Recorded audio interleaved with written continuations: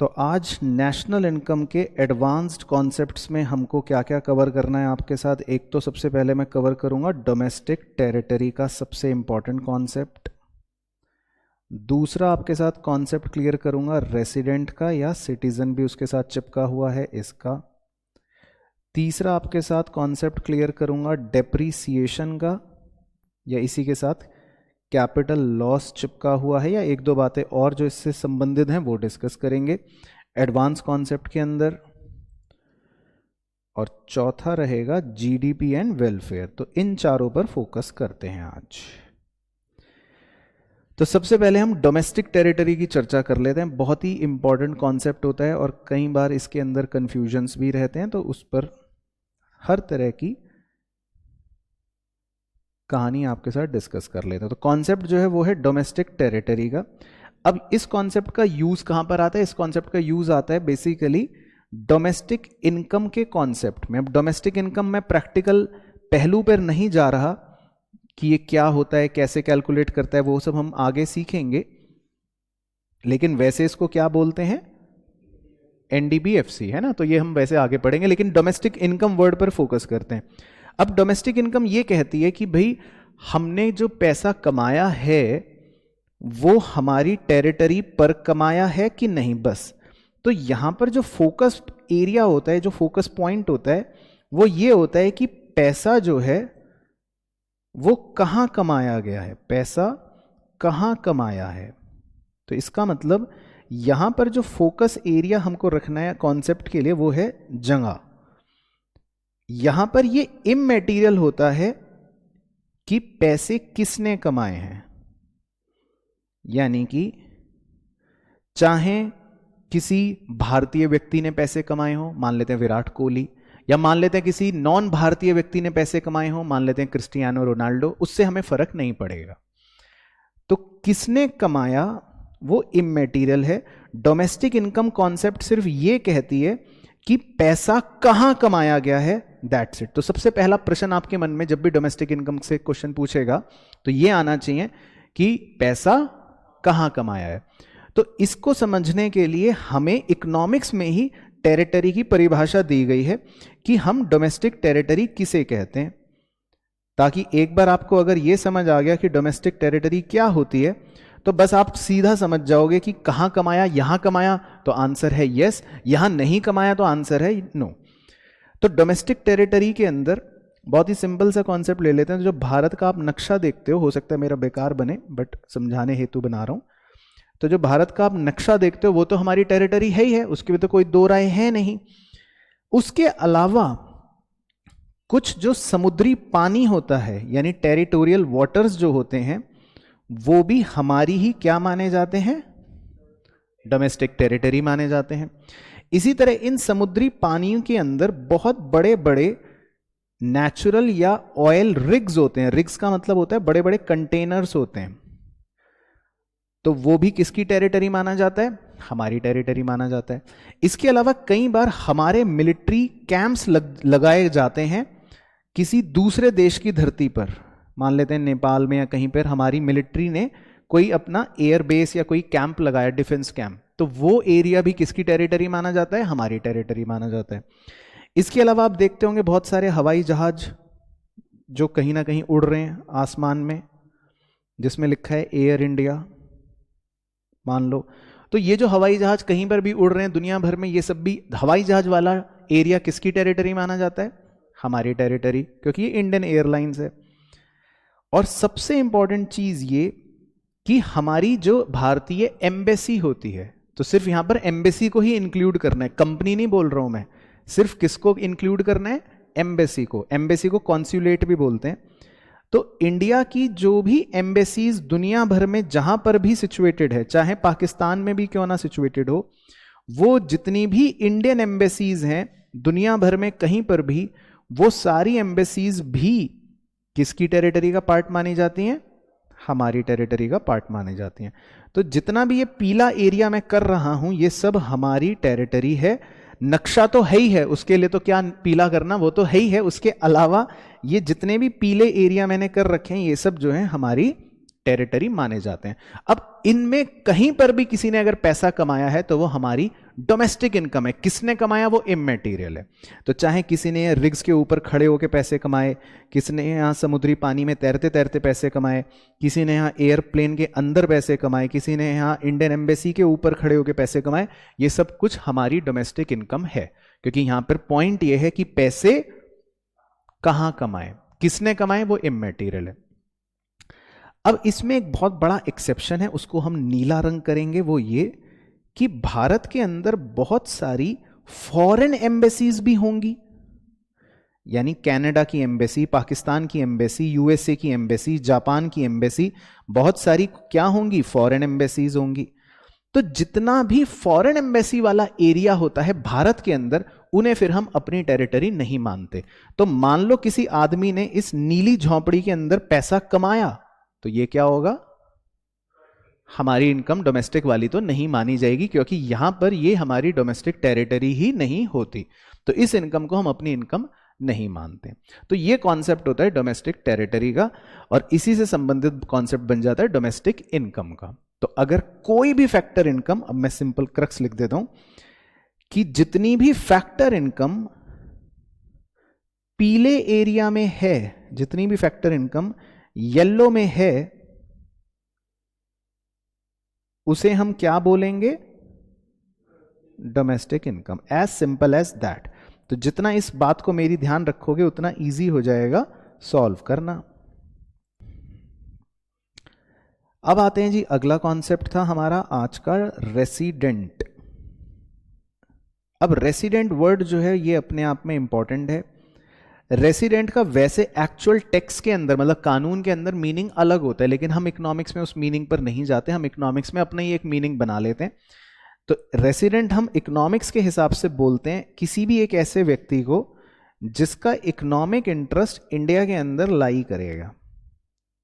अब economic interest क्या होता है कि मतलब एक तरह से समझ लो, जिसका मतलब दिल कह लो, दिल जो है वो इंडिया में है, वो यहीं पे खर्च करेगा, वो यहाँ पे टैक्स पे करेगा, या ये कह सकते हैं कि उसको ज्यादा झुकाव, ज्यादा लगाव इकोनॉमिकली अपने भारत देश में है, उसको हम रेसिडेंट कह देते हैं। बाकी एक और कंडीशन लगा देते हैं जो वैसे इररिलेवेंट होती है कि भाई वो 1 साल से ज्यादा भारत में रह भी रहा हो, लेकिन आप फोकस करना सिर्फ इस कीवर्ड पर, इकोनॉमिक इंटरेस्ट पर। तो रेसिडेंट हम किसको बोलते हैं, जिसका इकोनॉमिक इंटरेस्ट इंडिया के अंदर लाई करता है, तो मतलब जिसका दिल जो है वो भारत में बसता है, ठीक है ना।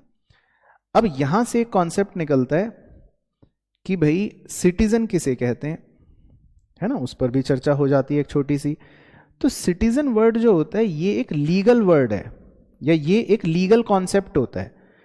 सिटीजन कहलाने के लिए तो आपको सिंपल सी बात है कि किसी भी कंट्री के जो रूल्स हैं उन्हें फॉलो करना है, तो आप वहां कर सिटीजन बन जाओगे। और वो किसी भी कंट्री के रूल्स कुछ भी हो सकते हैं, ये ध्यान रखना। जैसे कई बार हम सोच लेते हैं, अज्यूम कर लेते हैं कि अगर हम किसी कंट्री में पैदा हुए हैं तो हम वहां के सिटीजन हो गए। ऐसा बहुत सी कंट्री रूल बनाती है, लेकिन सब बनाती है जरूरी नहीं है। तो हर कंट्री के अपने रूल होते हैं, अगर आप उन रूल्स को फॉलो कर लेते हो तो आप वहां के सिटीजन बन जाते हो।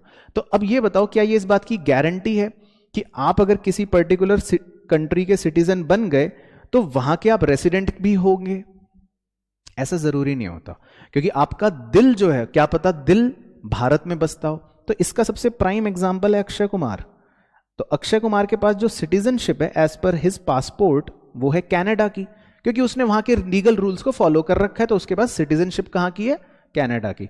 परंतु अक्षय कुमार रहता कहां है, उसके टैक्स कहां भरता है, वो उसका इकोनॉमिक इंटरेस्ट कहां पर है, भारत में है। तो वो रेसिडेंट कहां का कहलाया जाता है, हमेशा भारत का कहलाया जाता है। तो किसी भी एक कंट्री के आप सिटीजन अगर हो भी, तो इसका मतलब ये नहीं कि आप वहां के रेसिडेंट भी होंगे। रेसिडेंट तो आप वहीं के होते हो जहां पे आपका दिल बसता है, जहां पर आपका इकोनॉमिक इंटरेस्ट होता है।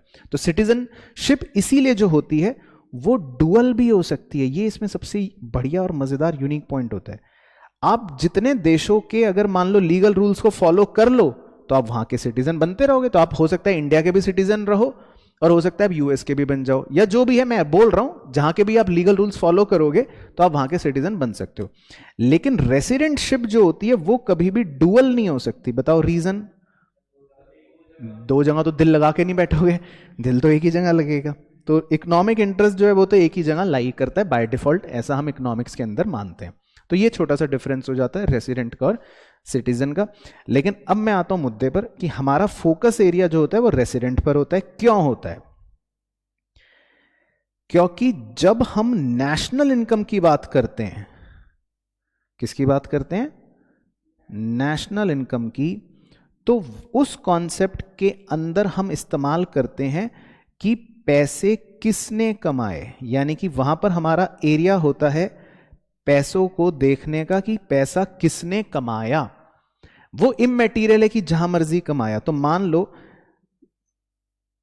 ये हमारा भारत देश है, ये तो हम जानते ही हैं, और ये है व्यक्ति, इसका नाम है राजू, ये अभी कनाडा में रहता है, और राजू ने मान लो 10 लाख रुपए वहां पर कमाए। कहां कमाए? कनाडा में। तो मेरा प्रश्न ये है कि क्या इस राजू के पैसे को आप नेशनल इनकम कहोगे? तो आंसर है बिग यस, बशर्ते, मतलब मैं क्या मान रहा हूं कि राजू का इकोनॉमिक इंटरेस्ट इंडिया में लाई करता है, और राजू जो है वो कहां का रेसिडेंट है? इंडिया का। तो और बेटर कर देते हैं, राजू के नाम को चेंज करके अक्षय कुमार ही कर लेते हैं, आपको और बेहतर तरीके से समझ आ जाएगा। तो अक्षय कुमार ने मान लेते हैं कनाडा में 10 लाख रुपए कमाए मूवी का प्रमोशन पे या कुछ भी डांस शो करके, तो वो पैसे क्या हमारी नेशनल इनकम है? बिल्कुल है, क्योंकि नेशनल इनकम के कॉन्सेप्ट में हम सिर्फ क्या देखते हैं? पैसा किसने कमाया, कहां कमाया, वो इमैटीरियल है, चाहे चांद पे कमाया चाहे जुपिटर पे कमाया, हम क्या देखते हैं? पैसा किसने कमाया। ठीक है। और यही अक्षय कुमार के 10 लाख रुपए जो उसने कनाडा में कमाए, क्या डोमेस्टिक इनकम है? नो सर, वेरी गुड, क्योंकि डोमेस्टिक इनकम में हम देखते हैं पैसा कहां कमाया है, तो ये पैसा तो कनाडा की टेरिटरी पर कमाया है, तो इसीलिए ये हमारी डोमेस्टिक इनकम नहीं माना जाता। तो सबसे बड़ा फर्क आपको यही ध्यान रखना है नेशनल और डोमेस्टिक इनकम में। नेशनल इनकम में हम देखते हैं पैसा किसने कमाया, और डोमेस्टिक इनकम में हम देखते हैं पैसा कहां कमाया। तो ये इनमें फर्क होता है।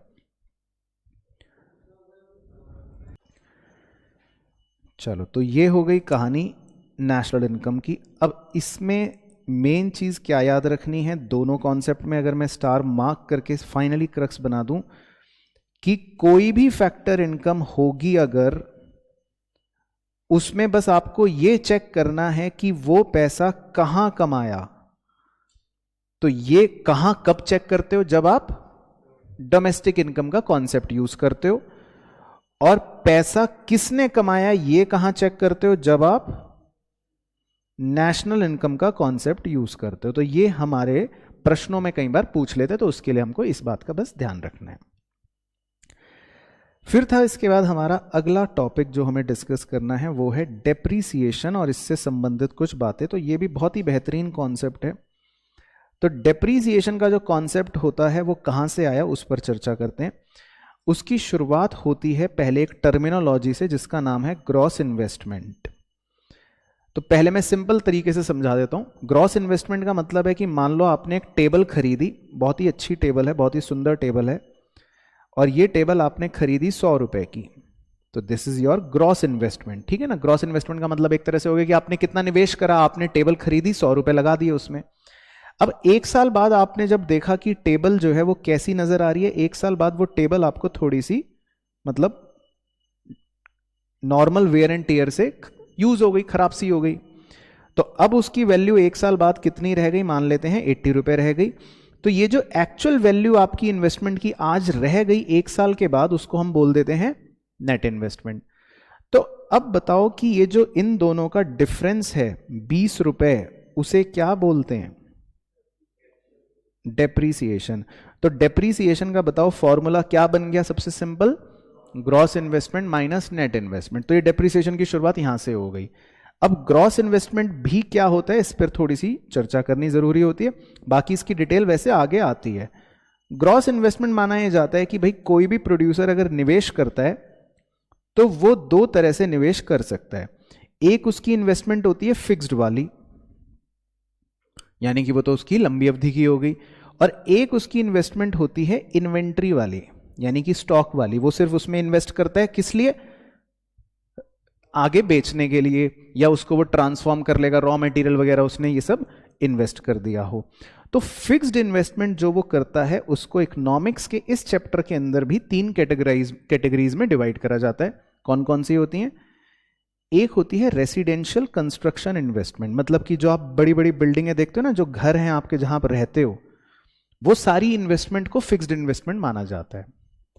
दूसरी होती है पब्लिक इन्वेस्टमेंट। पब्लिक इन्वेस्टमेंट कौन सी हो गई?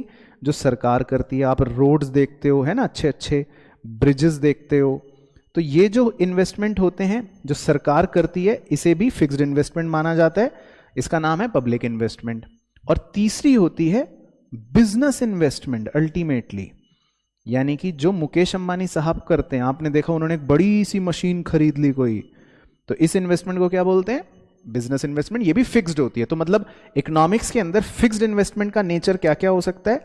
जो आपकी रेसिडेंशियल कंस्ट्रक्शंस हैं, जो आपकी पब्लिक इन्वेस्टमेंट्स हैं, या जो आपकी बिजनेस इन्वेस्टमेंट्स हैं, ये सारी की सारी कैटेगरी मिलकर क्या बन जाती है? फिक्स्ड इन्वेस्टमेंट बन जाती है। और इन्वेंट्री इन्वेस्टमेंट जो होती है वो तो आपका सिंपल मतलब है स्टॉक, कि आपने अपनी इन्वेंट्री में कितना निवेश करा। तो मान लो आपके पास ओपनिंग में 3 इन्वेंट्री थी और 1 साल बाद क्लोजिंग में आपके पास 5 इन्वेंट्री हो गई, तो बताओ आपने इस साल कितनी इन्वेंट्री में इन्वेस्ट करा? 2। तो ये 2 आपने निकाला कैसे? 5 - 3 करके। तो इसीलिए इन्वेंट्री इन्वेस्टमेंट को निकालने का एक बहुत ही सिंपल फॉर्मूला होता है, closing stock minus opening stock. तो इन्वेंट्री इन्वेस्टमेंट का इसलिए बच्चा ये फॉर्मूला रट के बैठा होता है, closing stock minus opening stock, तो इसको बोल देते हैं हम इन्वेंट्री इन्वेस्टमेंट। तो ये थोड़ा सा इन्वेस्टमेंट के बारे में भी हमने चर्चा यहां पे ले आए, क्योंकि टर्मिनोलॉजी आ गई। बाकी कन्वर्जन के लिए जो हम आगे इस्तेमाल करेंगे, आपको क्या याद रखना है कि डेप्रीसिएशन इज इक्वल टू क्या?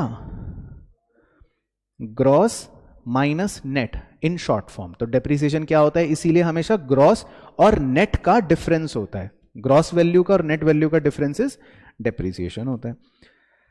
अब इसी में एक और बात आती है कि डेप्रीसिएशन और कैपिटल लॉस में क्या फर्क है। तो डेप्रीसिएशन और कैपिटल लॉस में जो 2 मेन फर्क है, मैं उसी पर फोकस करूंगा। डेप्रीसिएशन जो होता है वो होता है एक्सपेक्टेड ऑब्सोलीसेंस की वजह से। ऑब्सोलीसेंस का मतलब होता है कि भाई आपको पता है कि मैंने आज मोबाइल फोन खरीदा है, 2 साल बाद ये फोन जो है मेरा आउटडेटेड सा हो ही जाएगा, फिर तो नए नए आईफोन आ जाएंगे, तो मेरे फोन की वैल्यू खत्म हो ही जाएगी। आप जानते हो उसके बारे में, तो वो डेप्रीसिएशन है। लेकिन आप अभी अभी नया फोन लेके जा रहे थे, छत पे बात कर रहे थे, और अचानक से आपका फोन छत से नीचे गिर गया, तो अब इसके बारे में तो आपको नहीं पता था, ये तो आपने सोचा नहीं था, और फोन जो है डैमेज हो गया, उसकी वैल्यू कम हो गई। तो जो अनएक्सपेक्टेड ऑब्सोलीसेंस हो जाते हैं, मतलब अनएक्सपेक्टेड इवेंट की वजह से आपके एसेट की वैल्यू कम हो जाती है, उसको हम क्या बोल देते हैं? Capital loss. और दूसरा इंपॉर्टेंट पॉइंट ये होता है कि डेप्रीसिएशन के लिए आप प्रोविजंस भी पहले से बना के रखते हो, इसीलिए आपने टर्मिनोलॉजी सुनी होती है प्रोविजन फॉर डेप्रीसिएशन। लेकिन कैपिटल लॉस के लिए कोई भी व्यक्ति पहले से प्रोविजन नहीं बना सकता, क्योंकि हमें थोड़ी ना पता है कि फोन छत से गिरने वाला है या भूकंप आने वाला है, तो इनके कोई प्रोविजंस इसीलिए नहीं होते हैं। तो कैपिटल लॉस का आप इसीलिए कोई प्रोविजन नहीं देखते। तो ये एक और छोटा सा पॉइंट था डेप्रीसिएशन से ही रिलेटेड। तो क्लियर हो गया पूरा डेप्रीसिएशन का कॉन्सेप्ट। और फिर है हमारा लास्ट लेकिन काफी इंपॉर्टेंट, सबसे इंपॉर्टेंट इनफैक्ट हमारे अब तक की चर्चा का, वो है जीडीपी और वेलफेयर। ये टॉपिक काफी इंपॉर्टेंट है और इसका क्वेश्चन आना लगभग तय होता है। अब जीडीपी तो आपने पढ़ ही लिया था। जीडीपी का मतलब होता है सिंपल एक तरह से कह लो कि जो भी हमारे फाइनल गुड्स और सर्विसेज बने हैं उनकी मार्केट वैल्यू। तो मैं सिंपल भाषा में अब इसको बोलूंगा डब्बे, आगे की एक्सप्लेनेशन में। तो डब्बे बोलने का मतलब मेरा क्या होगा? जीडीपी। और वेलफेयर मतलब क्या होता है? वेलफेयर मतलब एक तरह से होता है समाज की भलाई करना, सोशल वेलफेयर, है ना। तो इसको मैं शॉर्ट में बोल दूंगा भलाई। अब यहां पर पॉइंट ये आता है कि क्या हम जीडीपी को वेलफेयर के साथ जोड़कर देख सकते हैं? एक बड़ा प्रश्न चिन्ह है। यानी कि अगर मान लो किसी देश में डब्बों का प्रोडक्शन बढ़ रहा है, तो क्या आप उसको ये भी कह सकते हो कि इस देश में भलाई ही भलाई होगी, खुशहाली ही खुशहाली होगी, सारी जनता खुश होगी? ये है सवाल। तो आपका आंसर क्या है? नो, है ना। आपका आंसर है नो, कि हम जीडीपी को और वेलफेयर को ऐसा जोड़ के नहीं देख सकते। तो उसके 4 मेन एक्सप्लेनेशंस होते हैं और आपको चारों पता होने चाहिए, या उसको कह देते हैं हम लिमिटेशंस, कि भाई जीडीपी को हम वेलफेयर से जोड़कर नहीं देख सकते, इस बात को प्रमाणित करो। तो हम इसमें 4 एक्सप्लेनेशंस देते हैं। पहला, डिस्ट्रीब्यूशन। तो मान लो मैं आपको बोलूं कि पिछले साल, मान लो 2020 में, ऐसे ही लिख रहा हूं, हमने 100 डब्बे बनाए थे और आज इस साल 2021 में हमने 200 डब्बे बनाए हैं। तो आप कहोगे कि हमारा जीडीपी बढ़ गया, तो आप कहोगे कि इसका मतलब देश में भलाई भी हो रही है, वेलफेयर भी हो रहा है, ऐसा कह सकते हैं हम। परंतु अब मैं इसका डिस्ट्रीब्यूशन अगर आपको दिखाऊं कि जो पिछले साल मैंने 100 डब्बे बनाए थे, उनमें से रिच लोगों के लिए मैंने बनाए थे 30 और पुअर लोगों के लिए मैंने बनाए थे 70। ये पिछले साल का डिस्ट्रीब्यूशन है। और जो इस साल मैंने 200 डब्बे बनाए हैं, उसमें रिच के लिए मैंने बनाए हैं 199 और पुअर के लिए मैंने बनाया है सिर्फ 1 डब्बा। तो अब इस डिस्ट्रीब्यूशन को देखकर बताओ कि क्या जनता की भलाई होगी? नहीं होगी। तो मेरा डिस्ट्रीब्यूशन गड़बड़ है। तो इसका मतलब हम ये नहीं कह सकते कि जीडीपी के बढ़ जाने से वेलफेयर भी हो रहा होगा। तो इस केस में जीडीपी तो बढ़ रहा है देश का, लेकिन वेलफेयर नहीं हो रहा। तो यह है पहला लिमिटेशन, जीडीपी और वेलफेयर को जोड़ के देखने का। दूसरा लिमिटेशन का पॉइंट होता है कॉम्पोजिशन, यानी कि सेम कहानी को अगर मैं रिपीट कर दूं कि 2020 में हमने बनाए 100 डब्बे, लेकिन 2021 में हमने बनाए 200 डब्बे, तो शक्ल से तो लगेगा कि जीडीपी बढ़ गया, बड़ी अच्छी बात है। परंतु मैं इनका कॉम्पोजिशन बताता हूं आपको। जो पिछले साल 100 डब्बे बनाए थे, उसके अंदर हमने कंज्यूमर के लिए, आम जनता के लिए, मान लो कंज्यूमर गुड जो बनाए थे, टी शर्ट, वो बनाए थे 80, और लड़ाई झगड़े वाले, मान लो बंदूक, हमने बनाई थी 20। लेकिन इस बार जो हमने 200 डब्बे या 200 आउटपुट बनाए हैं, उसके अंदर टी शर्ट्स जो बनाई हैं, यानी कंज्यूमर के लिए जो गुड बनाया है, वो सिर्फ बनाया है 1। और हमने सोचा कि अब हम लड़ाई झगड़े पर ज्यादा फोकस करेंगे और हमने बनाए हैं खूब सारे गन्स। तो क्या वेलफेयर हो रहा है? नहीं हो रहा। तो इसका मतलब इस बार हमारा कॉम्पोजिशन जो है वो बेकार है। तो खाली जीडीपी का बढ़ जाना ये नहीं कह सकता कि हमारा वेलफेयर भी हो रहा होगा। Right, clear. तीसरा लिमिटेशन, ये पुराने जमाने में चलता था। इस आदमी के पास एप्पल है, मतलब एप्पल फोन की बात नहीं कर रहा हूं, खाने वाला एप्पल है, और इस आदमी के पास ऑरेंज है। अब दूसरे आदमी को एप्पल खाने का मन है, पहले आदमी को ऑरेंज खाने का मन है। तो अचानक से रास्ते में दोनों मिल गए। तो इसने पहले ने कहा कि तुम्हें एप्पल चाहिए क्या? तो उसने कहा हाँ हाँ मेरा तो मन है। और दूसरे ने कहा तुम्हें ऑरेंज चाहिए क्या? इसने कहा हाँ हाँ मुझे भी मन है। तो दोनों ने अपना एप्पल और ऑरेंज एक्सचेंज कर लिया। तो दोनों जने खुश, ये भी खुशी खुशी घर गया और ये भी खुशी खुशी घर गया। तो इसका मतलब मैं कह सकता हूं कि हमारे समाज के अंदर खुशहाल वातावरण है, वेलफेयर है। लेकिन क्या ये चीज या क्या ये ट्रांजैक्शन जीडीपी की रिकॉर्डिंग में आ जाएगी? नो, क्योंकि ये कैसा एक्सचेंज हो गया? नॉन मॉनेटरी एक्सचेंज हो गया, जिसको कहते हैं बार्टर एक्सचेंज हो गया। तो बार्टर वाली ट्रांजैक्शन क्या है? वो वेलफेयर तो कर देती हैं, लेकिन वो हमारे जीडीपी में रिफ्लेक्ट ही नहीं होंगी। तो आप वेलफेयर को और जीडीपी को जोड़ कर देख ही नहीं सकते। तो कई बार ये भी पॉइंट्स बन जाते हैं। और इसके अलावा भी एक लिमिटेशन होती है, वो है एक्सटर्नलिटी नाम से, जिसके अंदर हम कहते हैं कि 2 तरह की एक्सटर्नलिटीज हो सकती हैं। एक होती है पॉजिटिव वाले, कि भाई बच्चों ने पार्क में एक पेड़ लगाया, ठीक है, हरियाली हो गई, देखो बढ़िया सी। तो जब पार्कों में पेड़ लगेंगे, हरियाली रहेगी, तो इससे लोगों की क्या होगी? भलाई, लोग खुश रहेंगे। लेकिन पेड़ लगाना क्या जीडीपी में रिफ्लेक्ट करेगा? नहीं, क्योंकि ये कोई मनी तो है नहीं। तो ये तो हो गया पॉजिटिव एक्सटर्नलिटी। इसी तरह नेगेटिव एक्सटर्नलिटी क्या हो सकती है? कि भाई इंडस्ट्री है, उसने डब्बे बनाए और पॉल्यूशन फैलाया।